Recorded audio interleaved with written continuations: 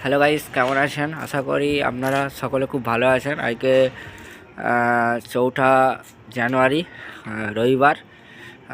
আজকে রবিবার হওয়ার জন্যে আমাদের অফিস ছুটি, কিন্তু ভেবেছিলাম, অনেক পরিকল্পনা করেছিলাম রবিবারে, কিন্তু ওয়েদারটা খুব খারাপ, তাই আজকে সব পরিকল্পনা বৃথা হয়ে গেল। প্রচুর ঠান্ডা হাওয়া বইছে, এই জন্য এই হাওয়াতে বাচ্চা ছেলেকে নিয়ে কোথাও বেরাইনি। নাহলে আমরা ভেবেছিলাম আজকে একটু বেলুড় মঠের দিকে যাব। এখন আমি ছাদে আছি। ছাদ থেকে ওই দূরে একটা প্যান্ডেল দেখা যাচ্ছে, ওখানে আজকে যাত্রা আছে। সিদ্ধেশ্বরী মন্দিরে কল্পতরু উৎসবকে কেন্দ্র করে ওখানে একটা যাত্রার আয়োজন করেছে। যেহেতু আজকে 4 তারিখ রবিবার, তাই যাত্রাটি রবিবার করেছে, কারণ রবিবারে সকলে ছুটি থাকে, সবাই এই যাত্রা দেখতে পাবে।